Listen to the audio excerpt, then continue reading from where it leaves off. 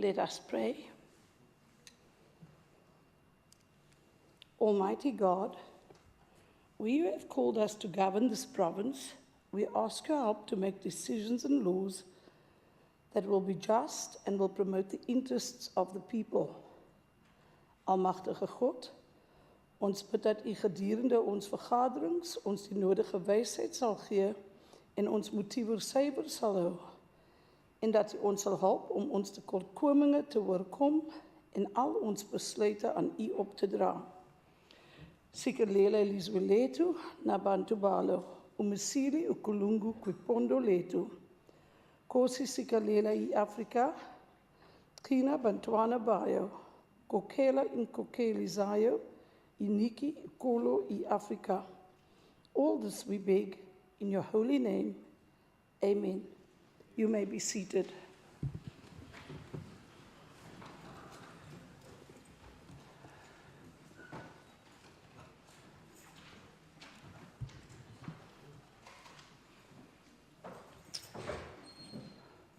Good morning, honourable members, guests in the gallery. Welcome to the sitting today. I think I need to state up front that our Deputy Speaker is still not well and he is not with us today. So I will once again be relying on our temporary chairpersons to assist me with the sitting throughout the day. I have spoken with both the Chief Whips who are in agreement. So I just thought to let you know that I think it is a really bad bout of the flu, which is difficult to shrug. If I'd also like to take the opportunity to welcome the administration. Welcome to the sitting today. And then let us proceed. I would just want to give some guidance about the scope of the debate that we are entering today. The debate is on the supplementary estimates. Yesterday was on the principle of the bill. In other words, it was essentially a wide-ranging political debate. Today, the House starts with the debates on the separate individual votes contained in the adjustment estimates. We debate the appropriation and/or the shifting of funds in the individual votes. The scope of the debate will therefore be more limited and must relate to the funds appropriated or shifted in the particular vote. In other words, what is contained in the schedule of the bill and the Blue Book, I mean, we all know the Blue Book, the adjusted estimates of the provincial expenditure from 2017 should be our guiding factor. I hope this guidance will assist the honourable members in the debates today. I now call on the Secretary to read the first order of the day. Debate on Vote 1, Premier, Western Cape Adjustments Appropriation Bill, page 6, 2017. Thank you, Secretary. I now recognise the Honourable, the Premier, Honourable Zille. Thank you. Thank you very much, Speaker. Honourable members, this adjustments budget represents a budget reduction of 42.6 million rand when compared to the 2017-2018 main budget. This reduction has assisted the Western Cape Government to realign funding in favour of provincial drought and water scarcity risk mitigation efforts. Apart from immediate short-term interventions, Speaker, we are facilitating a long-term plan to respond to the challenges posed by water scarcity and climate change in the long term. The Integrated Provincial Water Response Plan is what it's called. The Provincial Treasury has provided 2 million rand to the Department of the Premier for this purpose. Crisis is today, is now. Don't tell us about the long-term plan. Today. Stop for nonsense. Honourable Yankee. Premier, kindly take your seat, please. Honourable Yankee, interjections are allowed. If you wish to make a statement or put a question to the Premier, then kindly wait your turn, but do not do what you just did now, because that is inappropriate and it's not the good way to start the day. So an interjection is allowed, but your tone and your attitude leaves a lot to be desired. I thank you. You may proceed, Honourable Premier. Bring it on. The Premier is on the floor. Please allow her to speak. Thank you. Thank you, Speaker. If I can just remind the Honourable Yankee that my first paragraph spoke to what we are doing in the immediate short term. Order, Honourable Yankee. That is just from the Department of the Premier alone, we have cut 42 million rand from our budget so that we could fund immediate drought relief. For immediate drought relief. In the long term, we also have to plan, because this climate change is permanent, and that is 2 million rand.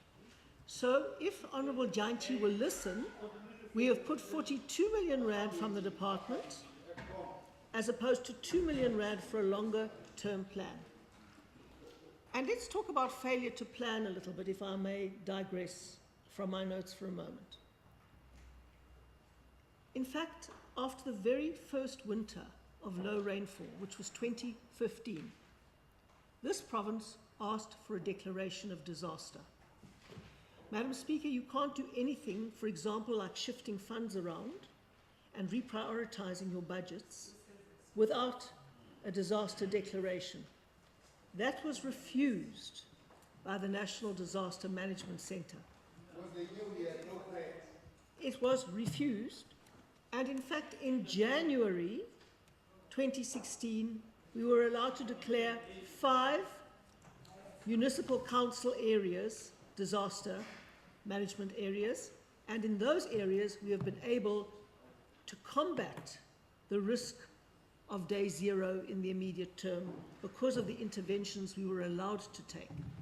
It was only 19 months after our request for a declaration of disaster that national government allowed us to declare Cape Town a disaster area, and even then the National Department of Water and Sanitation was saying the risk was not serious and all we wanted to do was get extra money for infrastructure. Thank you for shifting the blame back on So there is absolutely no blame shift. Honourable The Janki, you record run is the clear. risk of being sent out if you continue in that way.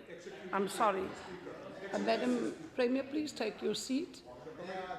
Before you address me, I would like to talk to you about your tone and the manner in which you are expressing yourself. Now, Honourable Janki, we are honourable members and your behaviour borders on being disrespectful. So what is good for the goose must be good for the gander. And I'm asking you to manage yourself with composure. I am not going to allow this House to go into disarray, so I'm going to go Rule 41, and then I'm going to Rule 44, and if you don't comply, you will be sent. Any member who misbehaves in a manner that is dishonourable or brings this House into disrepute will be ordered to leave for the rest of the day. So you may now speak to me. You may address me, but just remember, you are addressing the Speaker. I'm addressing the Speaker. I'm requesting to address the Speaker. You may. 2 issues, Honourable Speaker. I will continue interjecting the Speaker on the floor. It is my duty, and I will do that. And I want you to refer you to me on the rule you are invoking, which speaks about the tone, because I have no problem about my tone in the issues that I'm raising. Well, it's expressed in the way you raise your point of order, Honourable Janki, but I will be mindful of your tone. Thank you. There's no time, though, for grandstanding. Excuse me. Honourable Magaka, take your seat. I am busy speaking. Minister Mayor, your point. Honourable Speaker, during the beginning of this session, you outlined the purpose and Absolutely. the objective of the adjustment budget. You have indicated that yesterday was a time for a political debate. You have indicated now 3 times about the conduct of the Honourable Member Yankee. I would like to ask you no more to make any threats, but to execute the rules of the power that you have. I ask that you, if an Honourable Member is disrespectful, you know what to do, please do so. Thank you, Minister Mayor. Your point of order. I will allow the Honourable Magaka. Honourable members, I have my rule book right here with me. So it is not a question of the rules or telling me what to do. Honourable Magaka, will you get your members to order before you speak, please? Speaker, Yes. can I address you Yes, you may. on the matter you just raised? Can you help us by referring to your own rules as to what you mean by attitude? Because you are saying to Honorable Janji, you worried about his tone and attitude. And as far as we are concerned, Honorable Janji is just executing his own obligation to be here. We are in opposition here. We are not here to treat the ruling party in this legislature in kid gloves. We are not, these are not our friends, these are our opponent. We are here to play our oppositional role. If you took Honorable Janji out of, you are taking all of us. You don't want to do the debate on this budget. Honourable Magaka, your point is sustained, but let me just explain. I sent a certain minister out because of his tone and attitude, and you all cheered. No, hold on. You all cheered. No. So I am trying to be consistent in the manner in which I manage this house. So I'm just asking you to display some respect, and we really don't have to be arrogant and do grandstanding. So your point is sustained. I'm going to ask you to express yourself in a manner that doesn't leave it up to, please, Honourable Magaka. Your point has been sustained. I've heard you all, but maybe proceed with dignity and decorum, please. You may proceed, Honourable Premier. Honourable Speaker. Ace on the floor. Sorry, Honourable Premier. Honourable Speaker, if I may address you, please. Yes. Earlier on, I didn't want to interrupt you when you read out how this discussions must be conducted. Yesterday was the principle of the Act, Correct. the principle. Today it's the individual votes. Correct. Today we consider each vote in the adjusted budget, but we don't consider the 284 million rand that's been changed. We consider the adjusted budget, meaning the final, the total budget. That's from the Blue Book, Honourable Speaker, and that's going to cause major problems if you say we can't discuss issues in the different votes, because that's what it's about. Adjustment is not only about the allocation of money, it's also the not allocation of money, how you spend that specific money. So that in itself, and when Honourable MEC Meyer raised the issue, it's going to cause a problem, because you will have to allow us to discuss the votes in detail in the 10 minutes allocated to the ANC. Honourable Ace, I afforded you, sorry, Chief Whip, the point of order which was related to our behaviour in the House, and you talked to a matter regarding the Blue Book, which I will reconfirm. I will just allow the Chief Whip while he was on his feet, since it is now relating to a matter that the Honourable Ace has raised. Yes, just relating to the comment made by the Chief Whip on the other side. That's not my understanding. My understanding was that we can speak with relating to the various votes, that they can discuss it in the broad format in the votes. The issue that you are entertaining at the moment is the attitude of the Honourable Dianki, which right from the outset was hostile and vicious, and didn't give the Premier any time, and it was obviously designed for disruption. And that is what we need to do. Thank you, Chief Whip. Your point is sustained. Member Ace, this is what I said, and maybe I'm going to read it again. I said the discussion is around what is contained in the schedule of the bill and the Blue Book. The Blue Book is the adjusted estimates of the provincial expenditure from 2017, and I also said it should be our guiding factor. So I am saying that the Blue Book and the components of the Blue Book of what is of the essence today. Is there any disparity with what you tried to explain to me and what I indicated in my guidance? Yes, Honourable Speaker, what I hear you saying is that if there's a 10 million rand shifted or environment or something, that's the only issue to be discussed, and that's wrong. We're looking at the adjusted budget, meaning a main budget that's been adjusted by today's process and tomorrow's process, and therefore we will engage in the full budget, meaning the main budget and any changes to the main budget that will eventually lead to an adjusted budget. And that's what we're going to discuss in full. Honourable Ace, my understanding is that what was contained in my guidance, but I suppose it's a matter of interpretation. Let's proceed and see how the day goes. I would now like to call on the Honourable, the Premier. You may proceed. Thank you, Madam Speaker. The first paragraph of my speech was about the money we've put into short-term disaster management.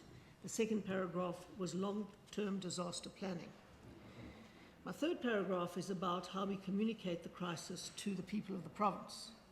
The Western Cape government has embarked on an ongoing communications campaign in response to the water drought crisis in the Western Cape, and 3 million has been allocated for that. The broadband rollout to government buildings has reached 1,875 sites. Many schools and libraries have now received high-speed access to the internet for the very first time, making it possible to launch initiatives such as the Western Cape Education Department's e-learning game changer. The Western Cape government is also providing broadband connectivity to the main sites of each district and local municipality in the Western Cape, and has installed 176 free public Wi-Fi hotspots to date. Ultimately, free public Wi-Fi hotspots will be installed at most of the government buildings referred to.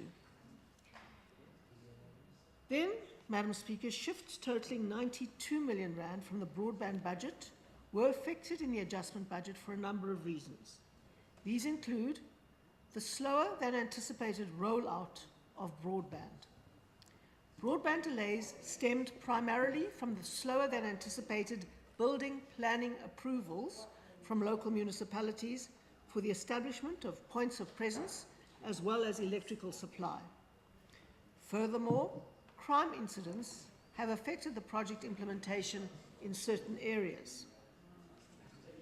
These delays have necessitated a budgetary shift of 13 million rand to fund the wide area network connectivity, which is currently still being acquired from the City of Cape Town, as well as a further budgetary realignment of 32 million rand to fund the provincial drought and water crisis. Then secondly, the shift of the public Wi-Fi project from the Department of Economic Development and Tourism to the Department of the Premier has not been concluded in the 2017-18 financial year yet. The reason for this delay is the revision of the broadband model so as to ensure improved integration and sustainability over the remaining period of the contract. The Cabinet memorandum has now been finalised and has been routed to Cabinet for consideration and approval. The funds for this initiative, 15 million rand, will therefore not be expended within the 2017-2018 financial year. And finally, 32 million rand has been shifted for software licensing in order to address the currency depreciation risk. Madam Speaker, the Cape Access Programme, which now reaches 71 sites across the rural Western Cape, continues to provide computer and internet facilities to isolated communities. During the 2017-18 financial year, 2 more e-centres were established, one on the Goedgedacht farm and the other at Herbertsdale. An internal shift of 5 million rand is directed to the Cape Access Programme to address the shortfall in the operational expenditure of these centres. The key focus on business process optimisation is to address the need to improve efficiency and effectiveness of service delivery to citizens and departments within the Western Cape Government.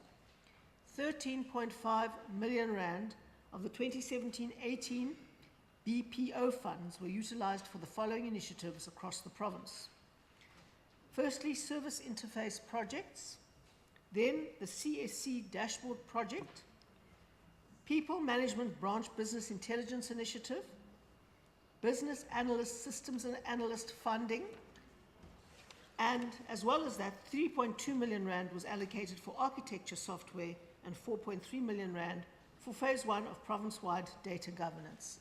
So you can see, Madam Speaker, we're putting an enormous amount of money into getting systems functioning and to get digital government really going well, e-government, so that everybody can benefit from it.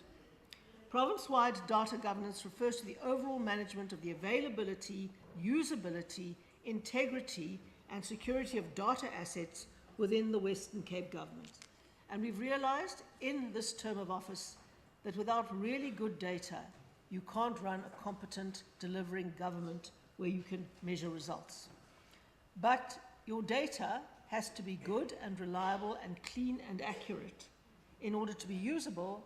Otherwise, you will draw the wrong conclusions from it and you will take the wrong policy steps as a result of it. And therefore, we're putting an enormous amount of effort and money into transversal data platforms and data repositories that are reliable in order to ensure that when we take decisions on the basis of data, they are informed by accuracy and best practice. Further to the above, this department has prioritized the refresh of its end-user equipment in order to minimize security risks associated with end-of-life devices. I hope, Madam Speaker, the Premier's device is also included in the end-of-life devices cycle. An additional 1.5 million has been shifted from various programs for this purpose. The largest shift into the department, totaling 4.8 million rand, resulted from the expansion of the Enterprise Content Management contract to include additional deliverables for the Department of Cultural Affairs and Sport, including Enterprise Content Management Enterprise License Agreement enablement, as well as ECM development support. And I myself had to find out what that meant, Madam Speaker, and I'm now ready to answer questions on it, because when I went through this in detail the first time, I had to ask many questions about exactly what this meant. Rollovers from 2016-17 totaled 2.1 million rand. 1.2 million rand will be transferred to the Groote Hospital Health Facilities Board, as the department, through the Service Interface Program, is partnering with the Department of Health to improve patients' waiting experience when they access our health facilities. The funding will be applied towards the infotainment initiative that will be piloted at selective facilities. 900,000 rand contributes to 2 deliverables within the Government Technical Advisory Centre, that's GTAC, which, as we all know, is located in the National Treasury, which is being contract managed by the Delivery Support Unit, and that is the finalization of the KPI, the Key Performance Indicators, game changer definitions, and the development of a system to support the data for the game changers. And I would like to thank the National Treasury very much for its partnership with us in ensuring the best possible data, the best possible key performance indicators, the alignment between the two, and enabling us to draw on their expertise to achieve that in the Western Cape. Through careful management of its compensation of employees' budget, the department managed to surrender 11.2 million rand to the Provincial Revenue Fund. The general reason for cost of employment savings in the Department of the Premier relates to the deliberate attempt to reduce the cost of employees with due regard to the severe anticipated shortfall of 28 million rand in the outer year, that's year 3 of the MTEF. In addition, the finalization of the organization design and consultative processes for the structure changes for the permanentization of broadband posts, the priority unit in people management practices, as well as the internship programs in people training and empowerment, also impacted on the spending on COE. I await the comments and questions, Madam Speaker. Thank you for the opportunity. Thank you. I now see the Honourable Member Mitchell. Thank you, Honourable Speaker. Honourable Speaker, thank you for the opportunity to take part in the debate for Vote 1 of the Department of the Premier and the Adjusted Estimates of Provincial Expenditure 2017. Honourable Speaker, when looking at the adjusted estimates, it is clear that the Department of the Premier must lead the Western Cape Government to identify needs and priorities of our province and adjust budgets to be in line with unforeseen natural and climatic circumstances in the interest of service delivery and the vitality of the Western Cape economy in the face of a pressing and severe drought. The 2017-2018 period has been particularly trying for the Western Cape government, and our government has remained proactive, vigilant, and committed to sound governance and efficient service delivery in the face of dire circumstances. The Department of the Premier must be commended for this. In this adjustment estimates, we see a total of 42.6 million rand reduction in the 2017-2018 main budget. Madam Speaker, under normal circumstances, one would be concerned about any reduction from a main budget. However, I would like to commend the Premier for ensuring that this government reprioritised the urgency of water scarcity and drought in the clear absence of the national government to intervene in what is the worst drought in 100 years. A budget realignment of 32 million rand has been reallocated to fund the provincial drought and water crisis from previously allocated budget for broadband initiatives. This clearly indicates that the Department of the Premier's budgetary priorities match the needs of the province, and money has been made available to address the most pressing issues in our province, a severe hydrological drought. 3 million rand has been allocated for water and drought communication campaign, thus ensuring that the residents of the province are constantly Member informed Mitchell, of kindly the take your situation. seat, please. Minister Windy and Honourable Olivier, if you need to have a discussion, I think you should go out and have it out there, because you're disrupting the proceedings of the House. May I caution you, please? You may proceed, Honourable Mitchell. Thank you, Madam Speaker. Furthermore, that 2 million rand has been set aside for the compilation of the integrated response plan to provide swift response to fire in the upcoming dry season and in the face of severe water shortage. Honourable Speaker, I personally welcome this allocation. As the constituency head for the Central Karoo and Beaufort West, I have seen firsthand the impact of this drought, or what this drought had, on the residents of the Central Karoo.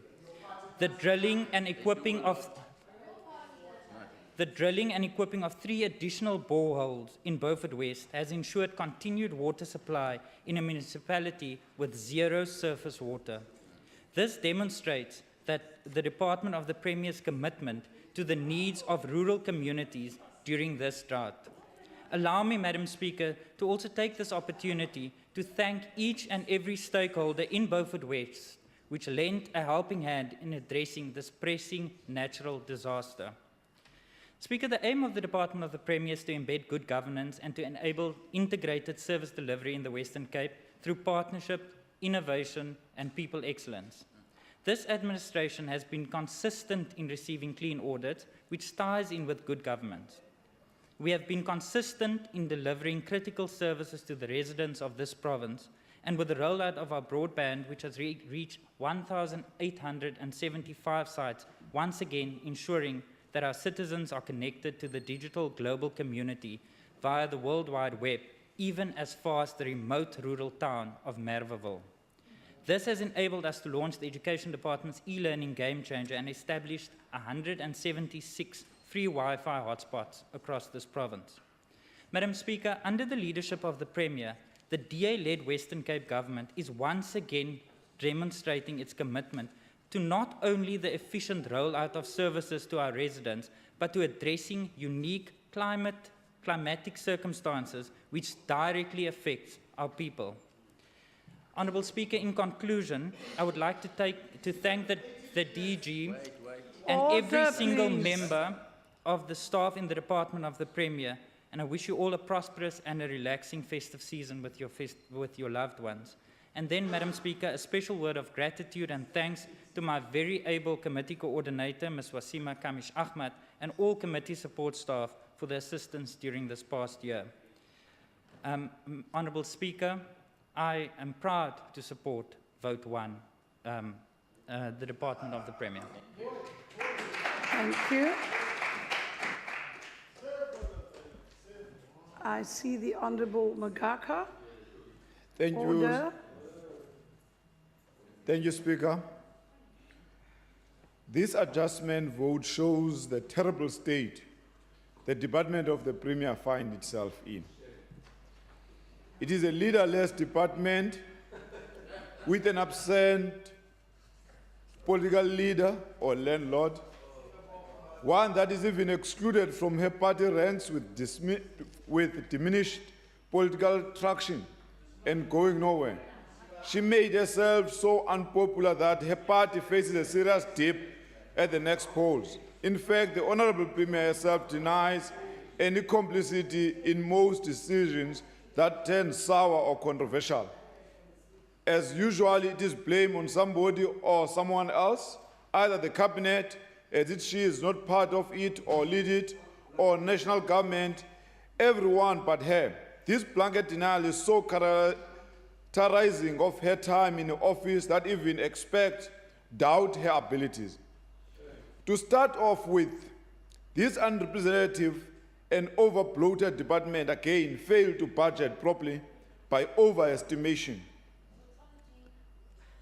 And guess what? Order. You may continue. It now tries to portray itself as some kind of a hero that's supposed to donate money back. In fact, the Department of the Premier's budget allocation is reduced by a whooping 43 million rand. The department's usual cooked booking apart, the pet project human management allocation since the main appropriation is reduced by 24.6 million rand. The Center for E-Innovation goes down with 11.6 million rand. The elusive item Provincial Strategic Management has more than 4 million rand less. Corporate assurance is down by almost 3 million rand. Clearing. Every year, this department cannot spend its mass of allocated money and ends up in the same position. It must reduce and purposely give back. Extra money is given for additional cabinet meeting due to emergencies. The roving cabinet quickly runs to Neisner when a few houses in a leafy area are razed by fire. Other excuses like meeting farmers need a lot of money more. A lot of additional money is poured into IT, with 10 million rand for ICT services, another million for dashboard that does not work well, more than 3 million for more software, 5 million rand more for e-centers, 8.5 million rand for data governance, 13 million rand more as the broadband migration is too slow, a further 32 million rand for Microsoft licenses as a result of extra rate depreciation. Not to speak of the 2 million rand to appoint a consultant to advise the executive on the non-existent water plan, and yet 3 million rand more that is spent on an additional communication campaign on water. All of these actions are a result of poor planning for the growing demand and a dry season in the province. Yes, the whole province. It is in fact too little too late. We know that Professor Mike Muller of the University of Johannesburg, as far back as 2007, presented a 20-point plan to a erstwhile Cape Town Mayor, Helen Zille, to ensure future water security, and which was in total rejection by her and her political leadership cycle. It is interesting to see how sidelined DA leaders like the Premier and Cape Town Selim, Patricia de Lille, who running around piggybacking on other initiatives for publicity and claim that these are successes. The point in case is Delila's latest revelation that a park will now serve as a boardroom where people can talk about the water shortage to find solution. Shame. It is unacceptable. The mayor and the council cannot give up their responsibilities that easily when they had to do the job in the first place. That is why they are paid for. And by the way, it is also not Alcoholics Anonymous meeting place where one sits on at a park bench on a nice patch of remaining grass and call, "My name is Helen and my loan is died." Ridiculous. But let me get into the budget book here. Surprise, surprise, despite the dire need due to the dry AM, the department surrenders almost 50... Kindly take your seat, please. So, Chief Whip. Leonard, Speaker, I don't know whether the member's under the influence of something.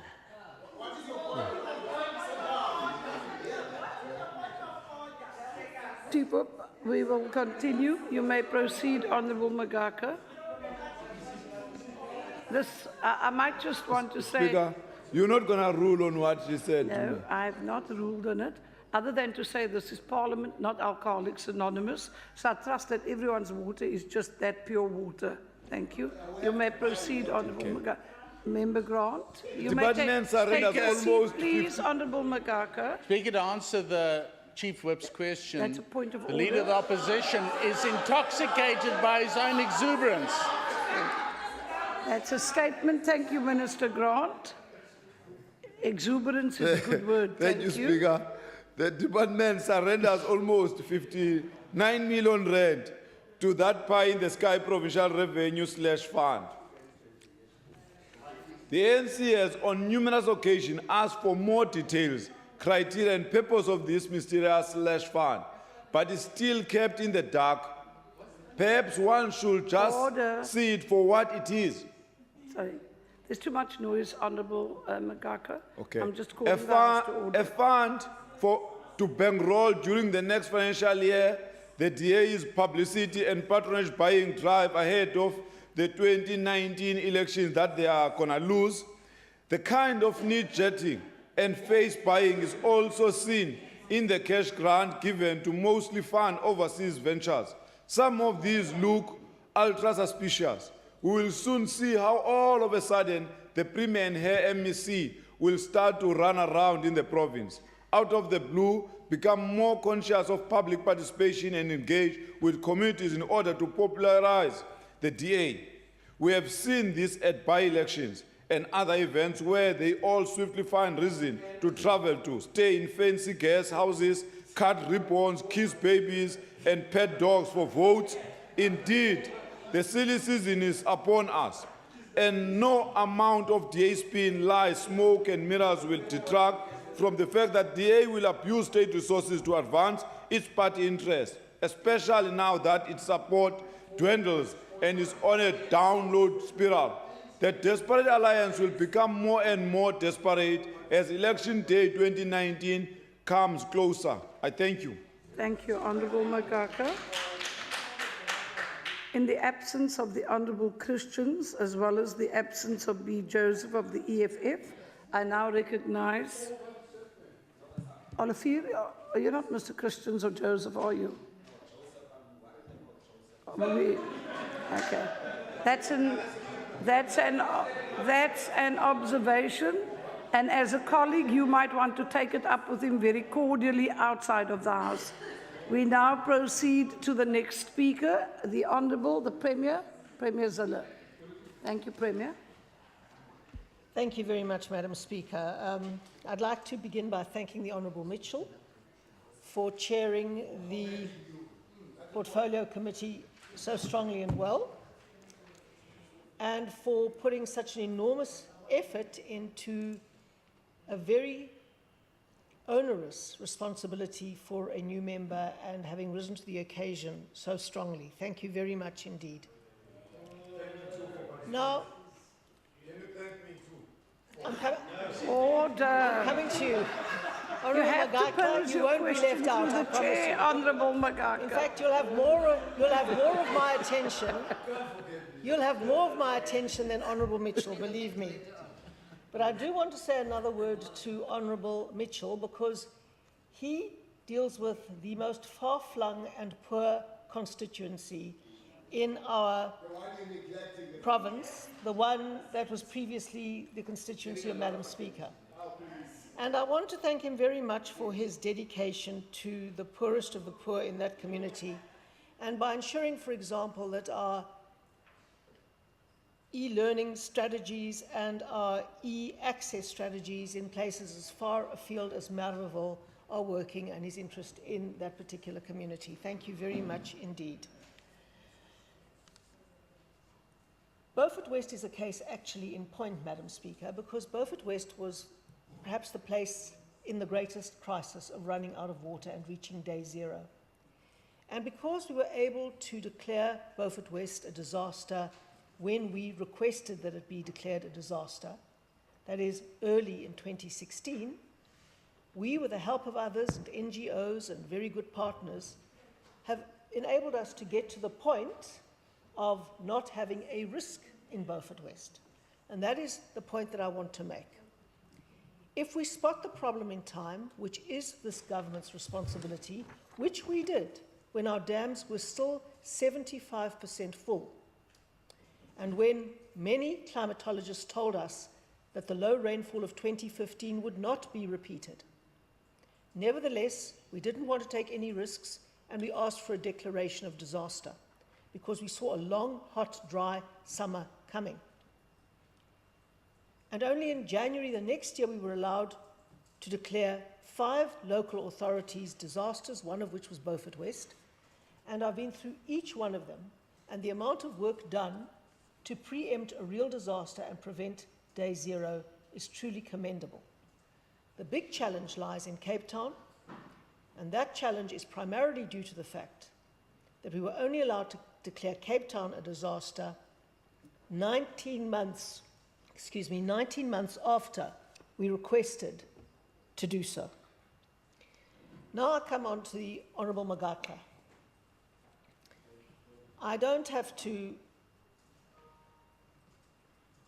advise him on his speeches, but he really must try to read them before he comes into the House, Madam Speaker. First of all, he accuses the leadership of the Department of the Premier, which includes the DG, myself, and the top management team, of being terrible and useless.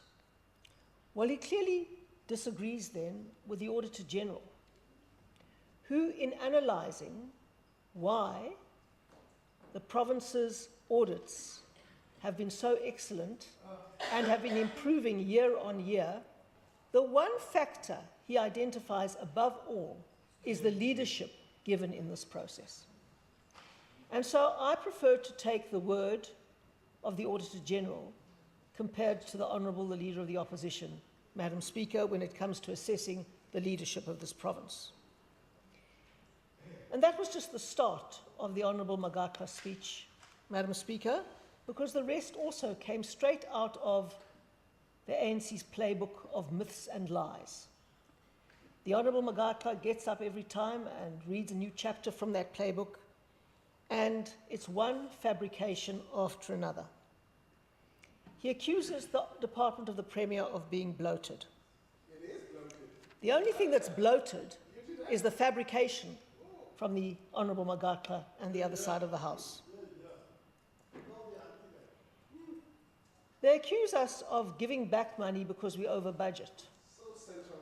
That is not true, Madam Speaker.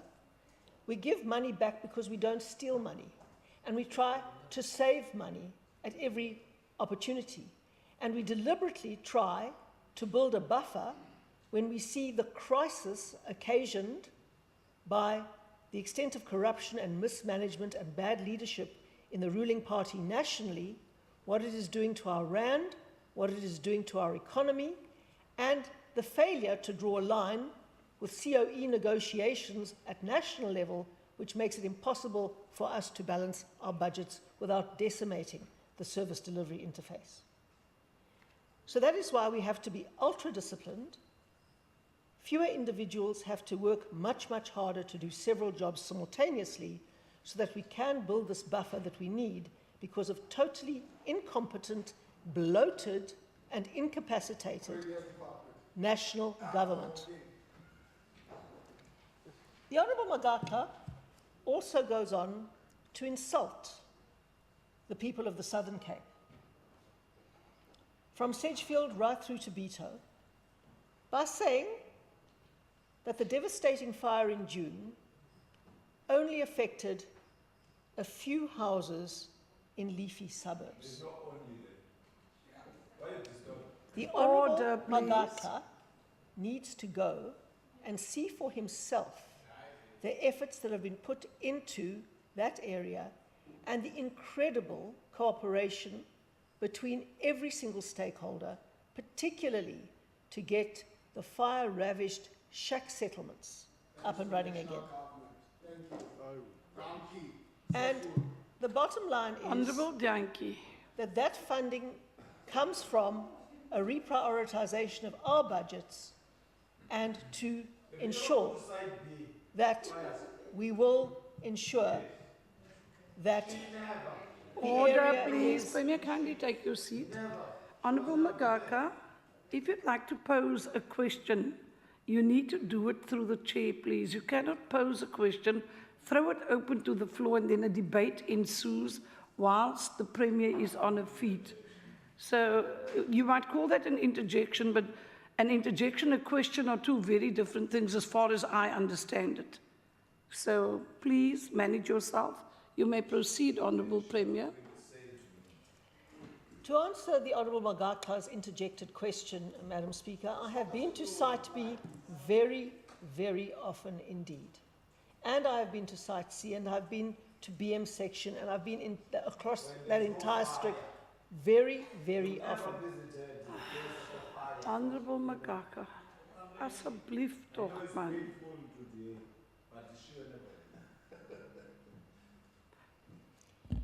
May I, Premier, sit down, please? Take your seat, please.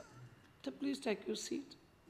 Honourable Magaka, we try not to talk to he and she. We are honourable members, so it is the Honourable Premier, the Honourable Magaka. If I could just caution you, let's not go down that road. We need to display respect, because respect begets respect. Thank you. You may proceed, Honourable Premier. You know, it is really shameful for a race dimension to be brought into a tragedy like this. 90% of the visits and interventions I do is for disadvantaged communities. And every time I do that, I don't hear the opposition raising other points. But the minute I may go to a place like Knysna and spend a lot of time in a place called Witlukasi, it is turned into a racial issue. This shows, Madam Speaker, that the ANC has no other argument left. They have to turn everything into a race issue in order to try and manipulate people's emotions to say, if we divide South Africa on the basis of race, the ANC will always win. But let me... Honourable Premier, I need to just address ministers and Honourable Olivier, that is, I have said the ministers and Honourable Olivier. You are fueling the fire and they are responding. Honourable Olivier and ministers, will you kindly cooperate? The Premier is on the floor. You may proceed, Honourable Premier. But Honourable Olivier, you run the risk of being put out if you continue in that way. Thank you. But the ANC, Madam Speaker, is playing yesterday's game. They would be very well advised to go and look at the results of the Metsi Maholo by-elections to see how their constituency is completely disintegrating. To see how their constituency is totally disintegrating. And how playing the race card is never going to salvage them from that. Order.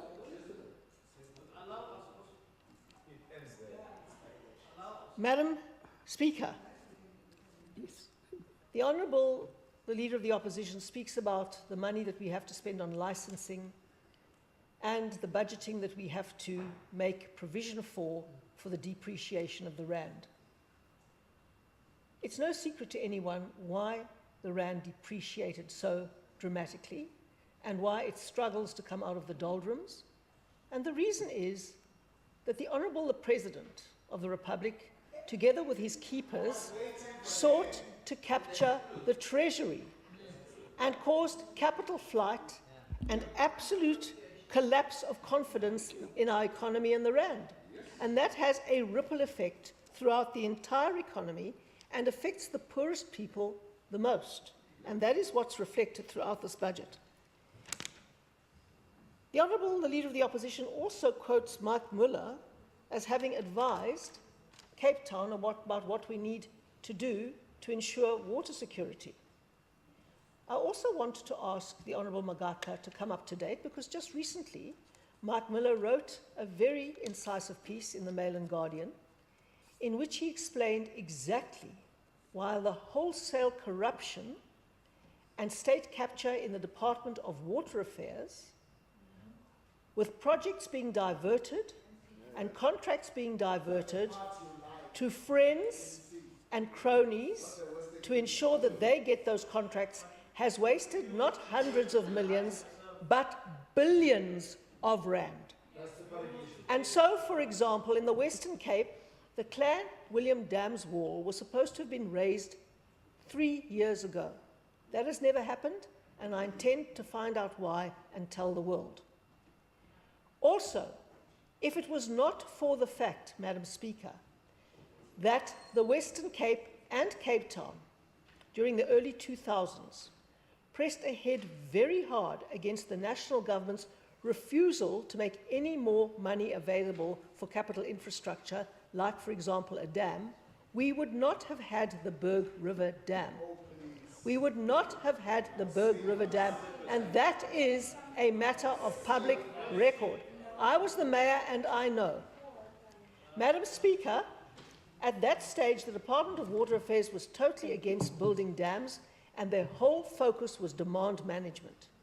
We said, yes, water demand management is important, but unless we augment supply, we are going to be in a crisis, and Mike Miller agreed with us.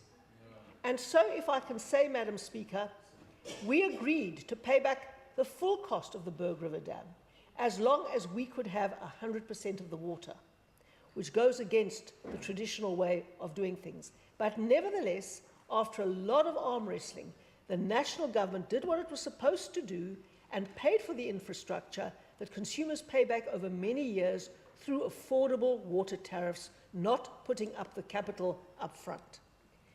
And subsequently, the clean government but misdirected government against major infrastructure under a previous minister has collapsed into wholesale state capture, corruption and abuse. And that is why the ratepayers of Cape Town are seen to be a cash cow that the national government, when they've stolen all the money, can come along and put pressure on and milk for the next round. And we say no. The answer is to stop the corruption of national government, to use the money for what it's intended for, and to carry the consequences if it doesn't. And if voters don't recognise that now, they deserve the government they've got. Thank you. Thank you, Premier. That concludes the debate on this vote. Order.